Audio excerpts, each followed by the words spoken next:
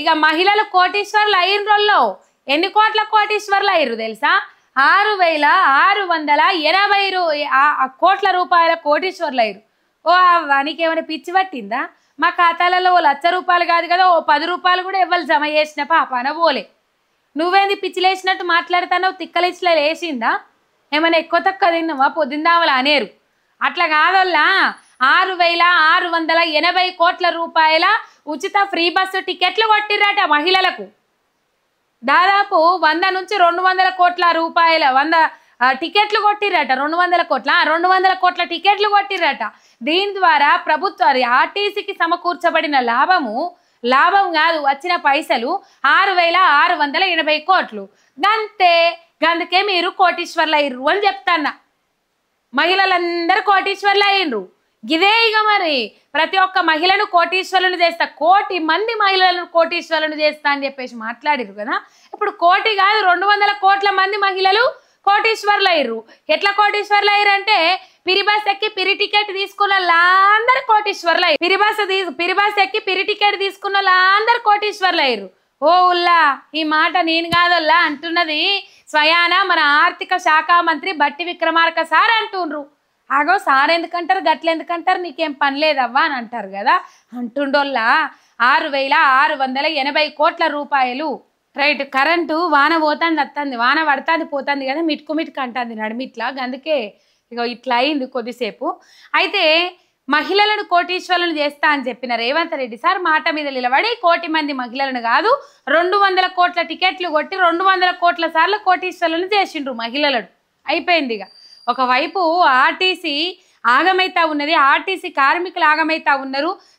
నెలకు 380 కోట్ల రూపాయలు ఇస్తామని చెప్పి ఒక్క నెల కూడా 150 కోట్లకు మించి ఇవ్వలేదట ఆర్టీసీ కార్మికులకు. మళ్ళీ ప్రభుత్వం మీద భారమే. ఆ భారం ఎవరి మీద రుద్దుతారు? మళ్ళీ ప్రజల మీద రుద్దుతారు. ఏ పథకమైనా అంతే.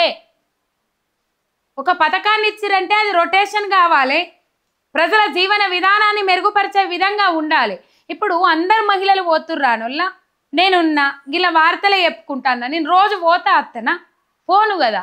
అట్లనే ఊళ్ళల్లో మహిళలు కూడా పిరిబాసును తిట్టుకుంటుండ్రు, చాలా మంది తిట్టుకుంటుండ్రు పిరిబస్సును. కావాలంటే మీరు ఎక్కడన్నా చూడుండ్రి, పిరిబస్సును అందరూ తిట్టుకుంటుండ్రు.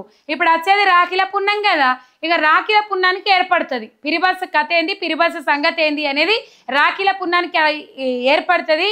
ఉన్న ఆడబిడ్డలంతా కదులుతారు. అన్నదమ్ములకు రాఖీలు కట్టుకునేందుకు ఉన్న ఆడబిడ్డలంతా రాష్ట్ర వ్యాప్తంగా కదులుతారు. ఇక రాఖీల పండుగ అంటేనే అన్న చెల్లెల పండుగ. ఇక చూడుండ్రి, కనీసం కాలు పెట్టే సందు ఉంటుందా ఉండదా కూడా తెలియదు.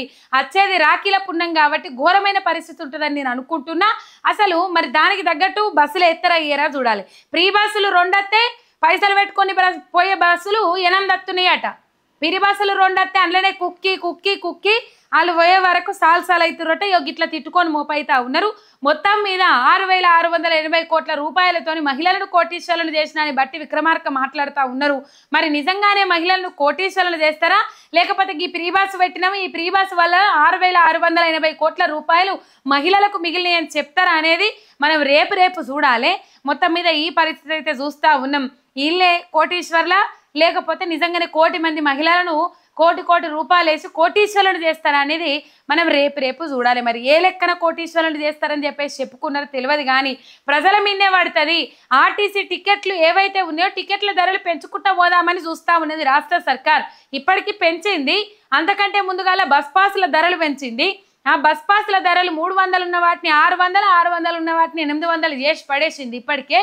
ఇక ఆ పైసలు ఒక్క మహిళ ఇంట్లుండి 2 పురుషుల ఇంట్లుంటే ఆ మహిళకు కొట్టిన పిరి టికెట్ పైసలు ఈ పురుషుల మీద వసూలు చేయాలని చూస్తూ ఉన్నది. అంతే. ఇప్పుడు 20 రూపాయల టికెట్ ఉంది అనుకోండి, 20 40 రూపాయల టికెట్, ఆ మహిళకు ఒక 20 రూపాయల టికెట్ అవుతుంది. వీళ్ళకి 10 వాళ్ళకి 10 పెంచిర్రు అనుకో, ఆ 20 రూపాయలు కూడా వీళ్ళ మీద తీస్తారు. ఇది కథ ఫ్రీ బస్సు లెక్క అని చెప్పేసి కొంతమంది మహిళలు, దాదాపు చాలా మటుకు రోజు ప్రయాణం చేయని మహిళలు ఈ ఫ్రీ బస్ మీద మండిపడతా ఉన్నారు.